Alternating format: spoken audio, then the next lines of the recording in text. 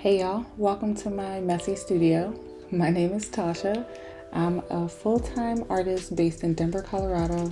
In this video, I'm fresh off a super busy week of vacations. And yes, more than one. I need to reset and get back into a work mindset. Some of you may be able to relate to that struggle of returning back to work after an extended period of time away, but add a layer of self-employment and then add another layer of work from home, and you've got a recipe for excuses and procrastination. But I've been trying to not take the easy way out, and I really want to show up for myself more lately. I have to mention how difficult last week was just as a society. Tons of bad news and heartbreaks. I was grateful to be with family that was open to processing these events as a group. So I hope you take time to sit with the weight of the world and process things when they're happening instead of just pushing it away and moving on. So yeah, I spent 4 days in Las Vegas for an elopement. Oh yeah, during record-breaking heat wave. And then we immediately returned home to host friends for the Underground Music Showcase, which is a 3-day music festival in Denver. And with all of us being over 30, you can only imagine how that went. So while I go through this studio reset day with you guys, I want to tell you about this crazy week. While also, doing my daily task. We're going to clean up, we're going to get some admin done, and then I'm going to do some painting. But before I can get into any of that, good work and interesting stuff, I need to definitely clean this studio space. There is market stuff still out and materials from different projects thrown about the floor. And I had no time to put any of this stuff away last week before I left because I had a market literally the day before my 6:30 a.m. flight to Vegas. And not to mention all the house prep and packing that needed to still be done. You know how that is. You gotta get the house all cleaned up.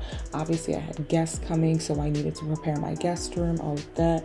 And I just was running out of time.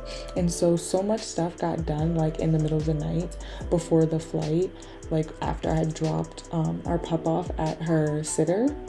The next morning when we arrived in Vegas, it was so early. It was 7:45 a.m. We didn't have to wait very long for my cousin to arrive, who is the one who's going to be getting married. We obviously couldn't check in because it was so early in the mornings, but the hotel did hold our luggage. And once we got that all situated, we tagged along with my cousin and his fiance to finalize all of their wedding details, like the license and the venue walkthrough. It was about a group of 8 of us on this trip, so we took turns ordering ride shares throughout the entire trip, and it was really affordable and what we found to be the best way to get around the Vegas Strip. Even though it was 100 degrees, that first evening we decided we wanted to walk around the Strip and see the lights and find some dinner. And man, did that little adventure work us to the bone. My feet were so tired afterwards. It truly felt like miles were longer in Vegas. How is it that something that was a 5-minute drive was a 45-minute walk? I kid you not, it made no sense to me. I'm time and space is not real here. But at least that's how it felt to me, and kind of to us as a collective group.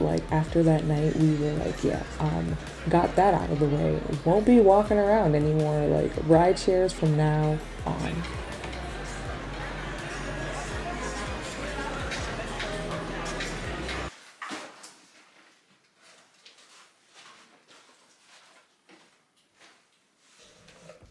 I think that I find myself struggling to come back to reality after a vacation because it truly just feels so good to momentarily have no responsibilities or ailments in life. Like, it's unmatched. When in reality, I left a giant to do list for myself when I returned because so many tasks got pushed back this month with everything being so chaotic and busy and back to back. So now that the studio is nice and tidy and the vibes have been set, I can start my workday and start getting caught up. A clear space really does equal a clear mind. I spend the first few hours of the day checking and responding to my emails. I had a lot of conversations that I put on pause because I really wanted to give the response my full attention. Is anyone else like that? Like, I can't passively respond to emails. Like, it has to be this whole thing. I need to lock in and be focused so I can be my most professional, presentable self. I then took some time to organize files on my computer because I'm super bad at that and it's always chaotic. And then I spend the next few hours applying to different call to artists and mural opportunities that I find online. I haven't taken the time to do this in months. I used to actually hire someone to do this for me, but I don't have that option this year. And so this is one of those tasks for me that I happily push aside if I need to because I've had such little success with finding work through call to artists. But if I don't keep trying, I'll never get that yes. So I buckled down, put my head down, and applied to, I think, like 8 different projects. So cross your fingers and your toes for me because that is a lot of work. It's a lot of reading, it's a lot of writing, and I really want to land one of these jobs. I ended the boring administrative part of my workday, updating my patrons on what the July rewards would be. It's a little late for me, but it's just been so chaotic. I'm going to be shipping them out next week. I'm obsessed with how they came out. It's so cute, and I know my patrons are going to love them.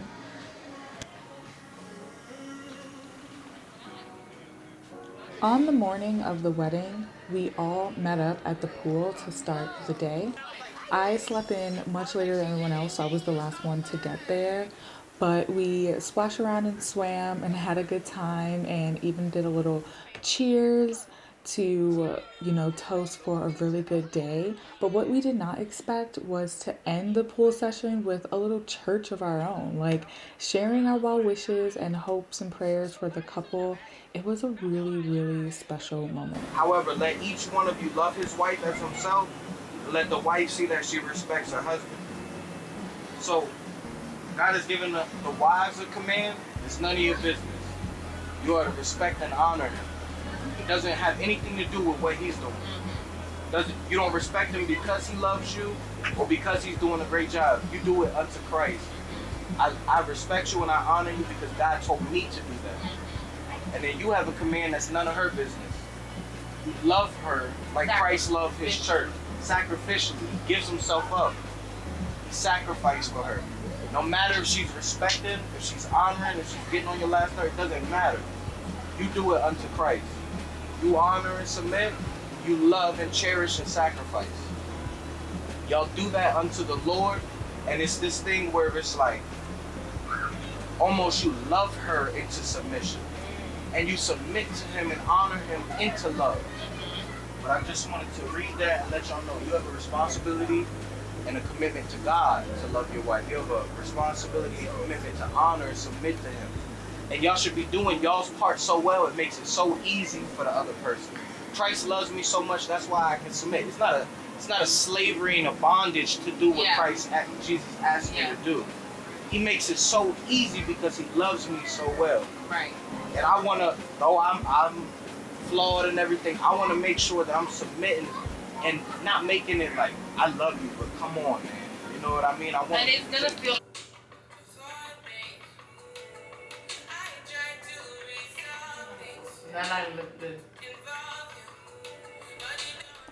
I had the pleasure of being the matron to care for the bride on the wedding day, and I did her makeup and I helped her get dressed. I'm happy that Yaz is a part of my family now. I feel like we grew closer during this day and really got to know each other more. I'm creating a separate private wedding vlog for the couple and our family, so I won't be sharing any of the ceremony stuff here just for privacy. Hope you understand. So I'm skipping to after the ceremony where we ended up in Old Vegas, which looked pretty cool. I'm sure it's much better at night, but the zip line was intense looking, and no, we did not try it, even though Will really wanted to. Instead, we went to a tattoo shop to get celebratory tattoos to commemorate the day. The newlyweds got a lock and key, and everyone else got random flash tattoos, including Will's mom. It was her first tattoo, and we all got a really good laugh at her reaction to the whole process. I ended up with a small mushroom on my wrist, and my husband got a UFO on his ankle. This was easily a core memory for me. I loved this part of our time in Vegas. You want your Luffy's face? Scar on your face? That's kind of cool. That's what I'm saying. For the rest of the trip, we spent late nights and early mornings at the roulette table. It was so much fun. Jay and I actually made some money, and even though we are complete newbies, it was a positive experience for us. I had a bucket list moment eating a beef Wellington at an official Gordon Ramsay restaurant, and overall, we had a blast being tourists and celebrating our family.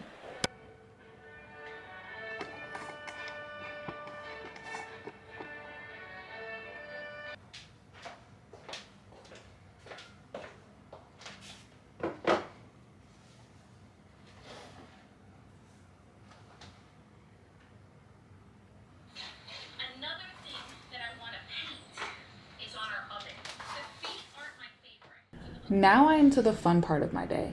The boring admin is done and I have no more looming tasks, so I am free to just play and create. No one tells you how little time there is to make art once your art is a business. But anyway, I'm still working through my ideas for my Pacific Northwest collection. I took a few trips there earlier this year and I got so inspired. And I always start with sketches in my sketchbook to warm up and understand the compositions and colors of the piece before I execute the final. I thought it was important to my mentals that I created some art on this first day back in the studio, even though I've technically been home from Vegas for 5 days now. But when we arrived home, within 24 hours, we were back at the airport to pick up our besties for a fun, music-filled weekend. Now, I told you all that we are all over 30, so we did not rage like you think someone would when attending a music festival. We're all pretty much sober, and Monty and I joked about that a lot throughout the weekend. How we were even scheduling naps and rest times midday so that we could have enough energy just for the shows in the evening. It was such an amazing time to spend with our friends. We haven't seen them in a while, and it was awesome because we all discovered some new bands that we love, which is kind of the best part about going to music festivals to begin with. And on the last morning that they were in town, we had to spend some time in nature, so we went paddleboarding, or whatever you call this stunt that I'm trying to pull.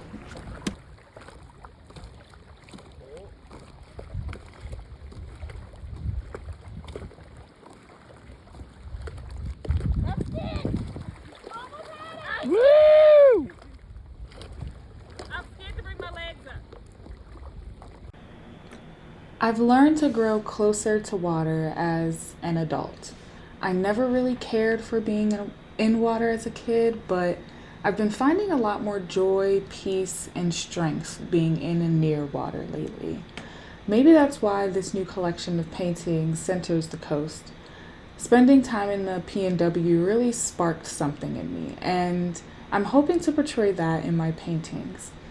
I'm using acrylic paint on illustration board for this painting. I'm loving the way it feels to put the paint down and seeing that texture in the brush strokes.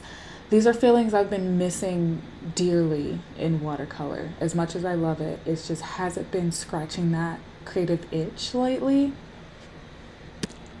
I love how this painting came out, and I can feel my skills in this medium getting more refined with every attempt, and I'm excited to keep making more test paintings for this collection. Thank you so much if you've watched this far. I'm really blown away and grateful for the support on my little channel recently. I've really enjoyed learning new ways to share my life and craft in a way that feels good to me, and to know that it's inspiring and resonating with others really makes it all worth it. So I hope that you enjoyed this little Storytime studio vlog combo, giving you a little insight to how I get back into the flow of work after a wild vacation week. I hope to see you all in my next video, and until then, be well and stay creative. All right, bye.